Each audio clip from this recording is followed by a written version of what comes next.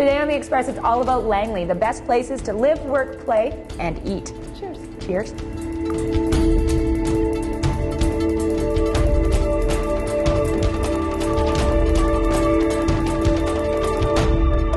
It's infused with green walnuts. On today's show, walnut-inspired wine at Vista Doro Farms. We really can taste the nuttiness in there. Rain's going to be either one hand or two. Horseback riding at Campbell Valley Park. Shuffle up and deal. The Women's Poker Classic at Cascades Casino. Make it 400. It's a different environment, different playing altogether. And later, down into the soil of the plant. Horty Girls Blooming Business. See that and more local expression. Welcome to The Express. I'm Johanna Ward at Vista Doro Farms in Langley. Today on the show, we're meeting all kinds of passionate people from this community. Winemakers, gardeners, chefs, even poker players. But up first, it's a big passion for the community as a whole, horseback riding. Langley is referred to as the horse capital of BC. Today, we're taking a road trip to gain some equestrian experience in the great outdoors. Rain's going to be either one hand or two. You want to work in front of the saddle. Okay, what I have is guided trail rides. I do some lessons, but mostly the guided trail rides. I have 16 horses, all really good horses. I bring the horses in by appointment. If it's nice out, you phone him in the morning, he brings a horse, saddles it up, off you go.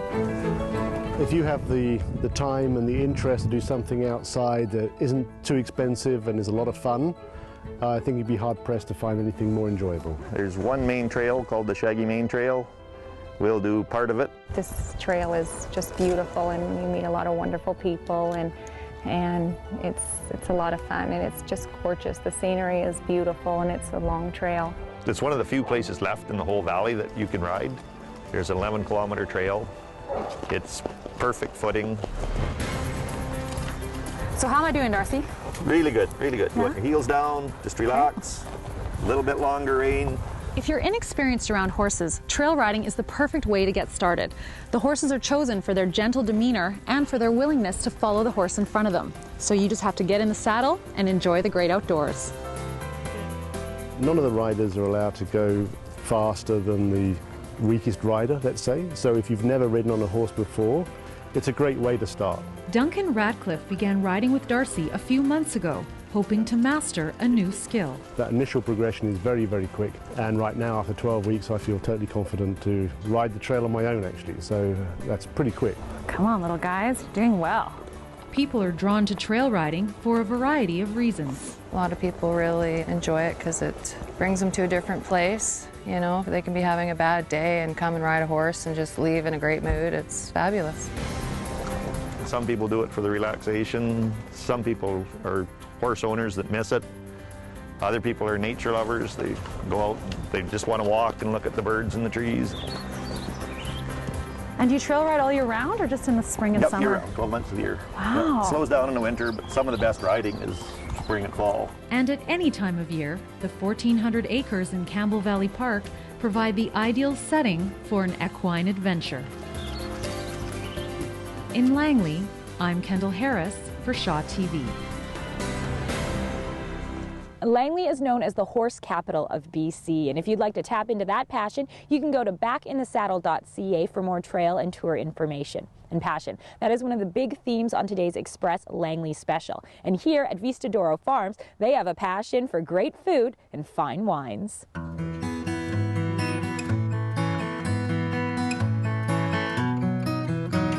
We came out in '97 to live the dream and have the farm and everything, and decided we kind of wanted to do a bit of the hobby farming thing. So we put in the greenhouse, and it just kind of snowballed from there. We started doing the markets with our tomatoes, and then the jams, and then Patrick's winemaking hobby got out of control. And it evolved. This is our blackberry balsamic, actually. We picked the blackberries, which is a horrible job, but we usually send the kids out to do that. And then we have our pickled asparagus. I'm gonna just do it the old-fashioned way. This is the ginger with some pink peppercorn. Oh wow, it's so flavorful, huh? Yeah, it's pretty yummy. I like the ginger, but it's not overpowering at all. It's quite like I'm just gonna keep eating. Excellent. Well, there's a whole bowl for you there.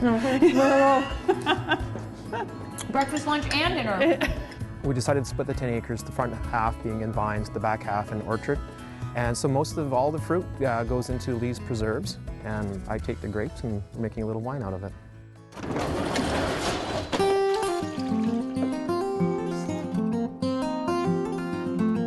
What we do with the green walnuts, we harvest them around Bastille Day, so the middle of July. Okay. We want them as a green fruit. So think of them as being a fruit, a green husk. There's no nut or shell. Okay. And what we do is we soak them in brandy. So I'll get you to grab this paddle, and we're gonna take this lid off and reach right down there and scoop them up. Oh my gosh, you can, oh, that's crazy. Now don't breathe in too deeply because that's... contact high? That's right.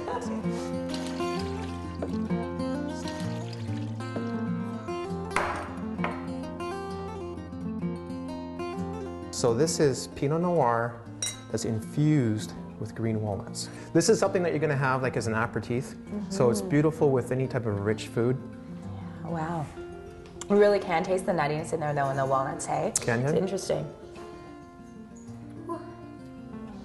It's like I'm inside that barrel. It's great. I mean, we love what we're doing, which is so important because we do work a lot. Unendless access to source of wine. No, it's you know what? It's the reward. It really is. We these 3 walnut trees that are up on the hillside here were the only trees that the homesteader had planted, and a friend of ours told us about making a walnut wine, something that we'd never heard of. We made the first batch in about 1999. Loved it, made it for ourselves, and got a little bit of a cult following with it, enough to get our license approved, and today we have our winery license.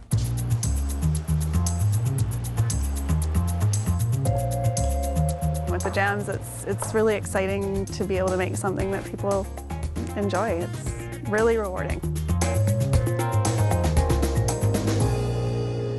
Vistador is launching their Homestead Cider this weekend at St. Augustine's Pub on the Drive in Vancouver, where it's only available by tap. And later on today's Express, we're going to taste test some of those delicious jams. But right now, we're moving from agritourism to artsy exploration at the Fort Langley Museum, where they're showcasing some of the world's most famous photographs. They dangled 1,200 feet above the bustling streets of New York City, many without ropes or harnesses, just hoped that they would not plunge to an almost certain death.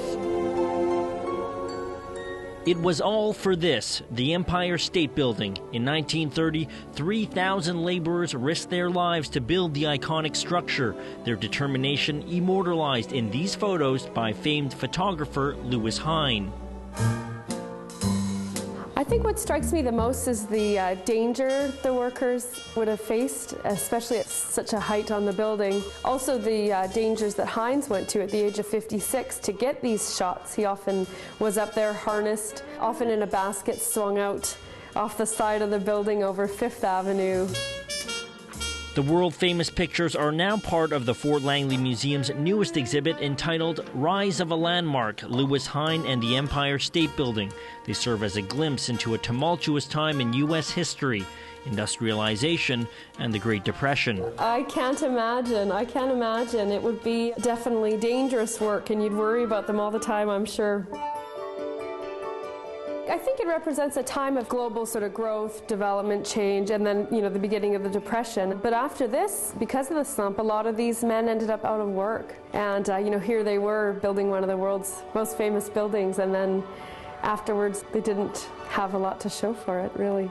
Now, Lewis Hine wasn't just a skilled photographer. He became a champion of social change during the 1930s because these pictures often depicted the hardships laborers faced at that time. Many of them were poor immigrants from Europe, women and children working in polluted factories. Hine got them all on film, giving America a harsh look at its own reality.